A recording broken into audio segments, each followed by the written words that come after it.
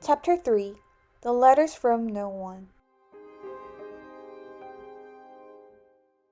브라질 보아 구렁이의 탈출 사건으로 해리는 그 어느 때보다도 긴 벌을 받았다. 겨우 벽장에서 다시 나왔을 때는 이미 여름방학이 시작되어 있었다.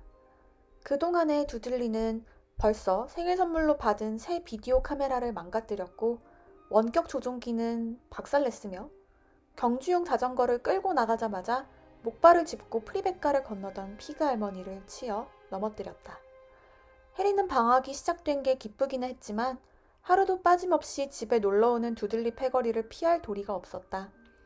피어스와 데니스와 말콤 그리고 고든 모두 하나같이 몸집이 크고 돌머리였지만 두들리가 대장이 된 것은 그가 그들 중 몸집이 가장 크고 제일 멍청했기 때문이다. 그 패거리는 모두 두들리가 가장 좋아하는 놀이인 해리 괴롭히기를 무엇보다 좋아했다. The escape of the Brazilian boa constrictor earned Harry his longest ever punishment. By the time he was allowed out of his cupboard again, the summer holidays had started, and Dudley had already broken his new video camera, crashed his remote control airplane, and first time out on his racing bike, knocked down old Mrs. Fig as she crossed Privet Drive on her crutches. Harry was glad that school was over, but there was no escaping Dudley's gang, who visited the house every single day. Pierce, Dennis, Malcolm, and Gordon were all big and stupid, but as Dudley was the biggest and stupidest of the lot, he was the leader. The rest of them were all quite happy to join in Dudley's favorite sport, Harry hunting. 해리가 되도록이면 많은 시간을 집 밖에서 이리저리 거닐며 한가닥 희망이 보이는 새학기에 대해 생각하며 보낸 건 바로 그 때문이었다. 9월이 오면 해리는 중학교에 갈 것이고 난생 처음으로 두들리와 떨어져 있게 될 것이다. 두들리는 버논 이모부가 다녔던 사립학교인 스멜팅에 입학 허가를 받았다. 피어스 폴키스도 그 학교에 갈 것이다. 두들리는 이 사실을 아주 재미있어 했다. 스톤월에서는 입학 첫날에 신입생의 머리를 변기에 밀어넣는데 두들리가 해리에게 말했다. 2층에 가서 연습해볼래? 싫어! 해리가 말했다. 변기가 아마 네 머리가 들어가는 순간 너무 끔찍해서 토할걸? 그리고는 해리가 오히려 두들리가 그 말이 무슨 뜻인지 몰라 어리벙벙해하고 있는 사이 얼른 달아났다. 7월 어느 날 페투니아 이모는 해리를 피그 할머니 집에 맡기고 두들리에게 스멜팅 교복을 사주기 위해 런던에 갔다. 피그 할머니는 예전만큼 나쁘지는 않았다. 알고 보니 피그 할머니는 자기가 기르던 고양이 중 한 마리에 걸려 넘어지는 바람에 다리가 부러졌는데 그래서인지 예전만큼 고양이를 좋아하진 않는 것 같았다. 할머니는 해리에게 텔레비전도 보게 했고 꼭 몇 년은 묵은 것 같은 이상한 맛이 나는 초콜릿 케이크도 조금 주었다. 그날 저녁 두들리는 거실에서 새로 산 교복을 입고 가족들 앞에서 뽐내며 걸어다녔다. 스멜팅에 다니는 남자아이들은 밤색 연미복에 오렌지색 바지를 입고 맥고 모자라고 불리는 납작한 밀짚 모자를 썼다. 그 애들은 또 선생님들이 보지 않을 때 서로 때리려고 마디가 있는 막대기를 갖고 다녔다. 이것이 훗날 삶에 도움이 되는 유익한 훈련쯤으로 생각되었던 모양이다. 새 반바지를 입고 있는 두들리의 모습을 보자 버논 이모부는 쉰 목소리로 일생에서 가장 자랑스러운 순간이라고 말했다. 페투니아 이모는 자신의 귀여운 아들 두들리가 이렇게 멋지고 어른스러워 보일 줄은 몰랐다며 와락 눈물을 터뜨렸다. 해리는 그러나 속마음을 털어놓지 못했다. 그는 웃지 않으려고 애쓰느라 하마터면 갈비뼈가 2개쯤 부러질 뻔했다. This was why Harry spent as much time as possible out of the house, wandering around and thinking about the end of the holidays where he could see a tiny ray of hope. When September came, he would be going off to secondary school, and for the first time in his life, he wouldn't be with Dudley. Dudley had been accepted at Uncle Vernon's old private school, Smeltings. Pierce Polkiss was going there too. Harry, on the other hand, was going to Stonewall High, the local public school. Dudley thought this was very funny. They stuck people's head down the toilet the first day at Stonewall, he told Harry. Want to come upstairs and practice? No thanks, said Harry. The poor toilets never had anything as horrible as your head down it. It might be sick. Then he ran before Dudley could work out what he said. One day in July, Aunt Petunia took Dudley to London to buy his Smeltings uniform, leaving Harry at Mrs. Figg's. Mrs. Figg wasn't as bad as usual. It turned out she'd broken her leg tripping over one of her cats, and she didn't seem quite as fond of them as before. She let Harry watch television and gave him a bit of chocolate cake that tasted as though she'd had it for several years. That evening, Dudley paraded around the living room for the family in his brand new uniform. Smeltings boys wore maroon tailcoats, orange knickerbockers, and flat straw hats called boaters. They also carried knobbly sticks used for hitting each other while the teachers weren't looking. This was supposed to be good training for later life. As he looked at Dudley in his new knickerbockers, Uncle Vernon said gruffly that it was the proudest moment of his life, and Petunia burst into tears and said she couldn't believe it was her equal Dudleykins. He looked so handsome and grown up. Harry didn't trust himself to speak. He thought two of his ribs might already have cracked from trying not to laugh. 다음 날 아침 해리가 아침을 먹으러 식당에 들어갔을 때 아주 지독한 냄새가 났다. 그 냄새는 싱크대의 커다란 금속 물통에서 나는 것 같았다. 가까이 다가가서 보자 물통 안에는 더러운 넝마 조각이 하나 가득 회색 물속에서 흐느적거리고 있었다. 이게 뭐예요? 해리가 페투니아 이모에게 물었다. 그녀의 입술은 그가 감히 뭔가를 물었을 때 늘 그렇듯이 꽉 다물어져 있었다. 네가 입을 새 교복, 이모가 말했다. 해리는 그 물통을 다시 들여다보았다. 어? 해리가 물었다. 근데 왜 이렇게 물에 푹 담가 놓으신 거예요? 멍청하긴. 페투니아 이모가 날카롭게 대꾸했다. 널 주려고 두들리가 입던 옷들을 염색하고 있는 거야. 다 하고 나면 다른 애들 옷하고 똑같이 보일 거다. 해리는 정말로 그렇게 될까 의심스러웠지만 말대꾸를 하지 않는 게 좋겠다고 생각했다. 식탁에 앉은 그는 스톤월 중학교에 들어간 첫날 자신의 모습을 떠올리지 않으려고 애썼다. 아마 늙은 코끼리 가죽을 뒤집어 쓴 것 같은 모습일 것이다. 두들리와 버논 이모부가 들어오더니 해리의 새 교복에서 나는 냄새 때문인지 모두 코를 실룩거렸다. 버논 이모부는 평상시처럼 신문을 펴들었고 두들리는 이제는 언제나 갖고 다니는 스멜팅 막대로 식탁을 탕 쳤다. 그때 우편함 뚜껑이 열리는 딸깍 하는 소리와 문 앞 발판에 편지들이 툭 떨어지는 소리가 들렸다. 두들리, 편지 가지고 와. 버논 이모부가 신문 너머로 말했다. 아, 해리한테 시켜. 해리, 편지 가져오너라. 두들리한테 가져오라고 하세요. 젤 스멜팅 막대로 한 방 때려라, 두들리. 해리는 날쌔게 스멜팅 막대를 피해 편지를 가지러 갔다. 문 앞 발판에는 편지 3통이 놓여 있었다. 화이트 섬에서 휴가를 보내고 있는 버논 이모부의 여동생인 마지에게서 온 우편 엽서와 청구서처럼 보이는 갈색 봉투 하나, 그리고 해리 앞으로 온 편지도 한 통 있었다. 해리는 그 편지를 집어들고 한참을 뚫어지게 바라보았다. 가슴이 마치 거대한 고무줄이 튕겨진 것처럼 윙윙거렸다. 지금까지 아무도 그에게 편지를 보낸 적이 없었다. 누굴까? 그에겐 친구도 어떤 다른 친척도 없었다. 또 그는 도서관에 가지 않았으므로 책을 반환하라는 성가신 통보도 받은 적이 없었다. 그런데 여기에 있는 편지는 수신자의 주소가 어찌나 분명한지 도저히 실수라고는 생각되지 않았다. 그 주소는 서리, 리틀 위닝, 프리베카 4번지, 계단 및 벽장, 해리포터에게. 누르스름한 양피지로 만들어진 그 봉투는 두툼하고 무거웠으며 주소는 에메랄드빛 초록색으로 쓰여져 있었다. There was a horrible smell in the kitchen the next morning when Harry went in for breakfast. It seemed to be coming from a large metal tub in the sink. He went to have a look. The tub was full of what looked like dirty rags swimming in gray water. "What's this?" he asked Aunt Petunia. Her lips tightened as they always did if he dared to ask a question. "Your new school uniform," she said. Harry looked in the bowl again. "Oh," he said.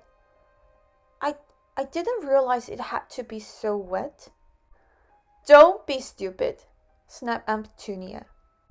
"I'm dyeing some of Dudley's old things gray for you. It will look just like everyone else's when I've finished." Harry seriously doubted this, but thought it best not to argue. He sat down at the table and tried not to think about how he was going to look on his first day at Stonewall High, like he was wearing bits of old elephant skin, probably. Dudley and Uncle Vernon came in, both with wrinkled noses because of the smell from Harry's new uniform. Uncle Vernon opened his newspaper as usual, and Dudley banged his smelting stick, which he carried everywhere, on the table. They heard the click of the mail slot and flopped the letters on the doormat. "Get the mail, Dudley," said Uncle Vernon from behind his paper. "Make Harry get it." "Get the mail, Harry." "Make Dudley get it." "Poke him with your smelting stick, Dudley." Harry dodged the smelting stick and went to get the mail. 3 things lay on the doormat. A postcard from Uncle Vernon's sister Marge, who was vacationing on the Isle of Wight, a brown envelope that looked like a bill, and a letter for Harry. Harry picked it up and stared at it, his heart twanging like a giant elastic band. No one, ever in his whole life, had written to him. Who would? He had no friends, no other relatives. He didn't belong to the library, so he never ever got rude notes asking for books back. Yet here it was, a letter addressed so plainly there could be no mistake. Mr. H. Potter, the cupboard under the stairs. For Privet Drive, Little Winging, Surrey. The envelope was thick and heavy, made of yellowish parchment, and the address was written in emerald green ink. There was no stamp. 떨리는 손으로 봉투를 뒤집은 해리는 대문자 H가 사자와 독수리와 오소리와 뱀에 둘러싸여 있는 모양의 보랏빛 밀랍 봉인을 보았다. 빨리 가져오지 않고 뭐하니? 식당에서 버논 이모부가 소리쳤다. 편지 폭탄이라도 있을까봐 살피고 있는 거니? 그는 자신이 한 농담에 만족해서 킬킬대며 웃었다. 해리는 식당으로 걸어가는 내내 자기 앞으로 온 편지를 뚫어지게 보았다. 그는 버논 이모부에게 청구서와 우편역서를 건네주고는 앉아서 천천히 그 노란 봉투를 뜯기 시작했다. 버논 이모부는 청구서를 푹 찢어 열었고 더러운 콧물을 쭉 들이켜더니 우편엽서를 읽었다. 마지가 아프다는구만. 그가 페투니아 이모에게 말했다. 상한 조개를 먹었다나. 갑자기 두들리가 소리쳤다. 아빠! 해리가 뭘 갖고 있어! 해리가 봉투만큼이나 두꺼운 양피지에 쓰여진 편지를 막 펼치려는 순간 버논 이모부가 그의 손에서 편지를 획 낚아챘다. 그거 제 거예요! 해리가 편지를 다시 잡으려고 애쓰며 말했다. 너한테 편지 쓸 사람이 어디 있니? 버논 이모부가 한 손으로 그 편지를 펼쳐 흘끗 보면서 비웃듯이 말했다. 다음 순간 빨갛던 그의 얼굴에서 핏기가 싹 가셨다. 그리고 곧 얼굴이 오래된 죽처럼 희끄무레해졌다. 페추니아! 그가 숨이 넘어갈 듯 말했다. 두들리가 그 편지를 잡고 읽으려고 했지만 버논 이모부는 두들리의 손이 닿지 못하게 편지를 높이 치켜 올렸다. 페투니아 이모가 호기심에 찬 얼굴로 그것을 움켜잡고 첫 줄을 읽었다. 근데 그녀는 금방이라도 기절할 것처럼 보였다. 그녀는 목을 부여잡고 숨이 막히는 것 같은 소리를 냈다. 버논 어떻게 이럴 수가 있죠? 그들은 해리와 두들리가 그 방에 있다는 사실을 잊기라도 한 듯 서로를 똑바로 쳐다보았다. 그러자 무시당하는 것에 익숙하지 않은 두들리가 스멜팅 막대로 아버지의 머리를 세게 탁 때렸다. 나도 좀 보여줘! 두들리가 큰 소리로 말했다. 보여주세요. 해리가 미친 듯이 화를 내며 말했다. 그건 제 거라고요. 너희 둘 다 나가! 버논 이모부가 편지를 다시 봉투에 쑤셔 넣으며 쉰 목소리로 말했다. 해리는 움직이지 않았다.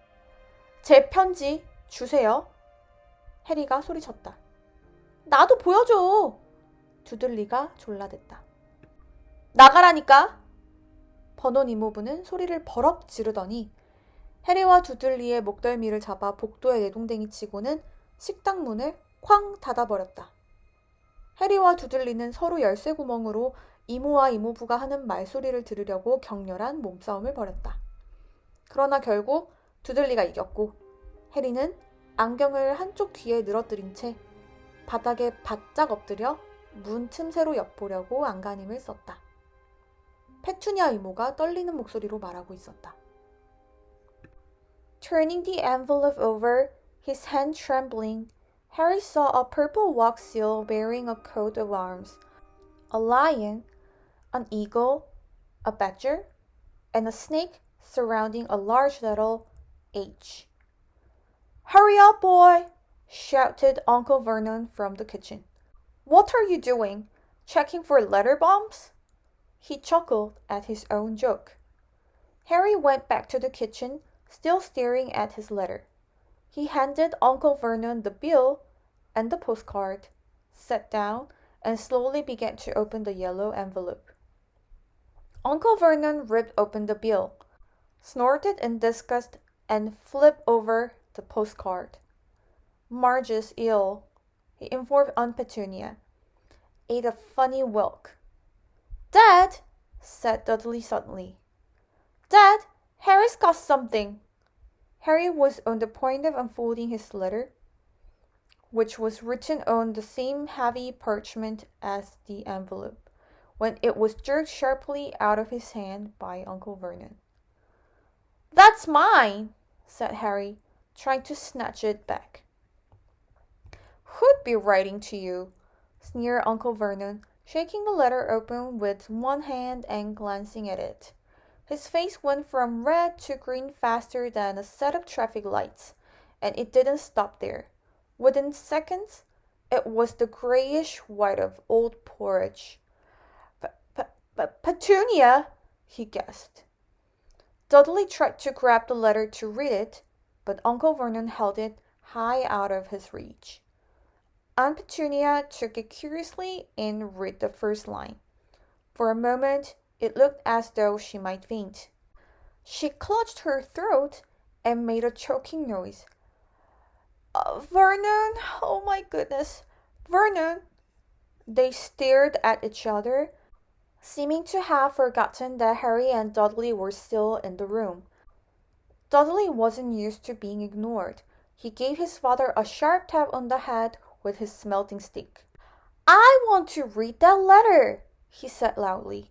Want to read it, said Harry furiously, as it's mine. Get out, both of you, croaked Uncle Vernon, stuffing the letter back inside its envelope. Harry didn't move. I want my letter, he shouted. Let me see it, demanded Dudley. Out! Roared Uncle Vernon, and he took both Harry and Dudley by the scruffs of their necks and threw them into the hall, slamming the kitchen door behind them. Harry and Dudley promptly had a furious but silent fight over who would listen at the keyhole. Dudley won, so Harry, his glasses dangling from one ear, lay flat on his stomach to listen at the crack between door and floor.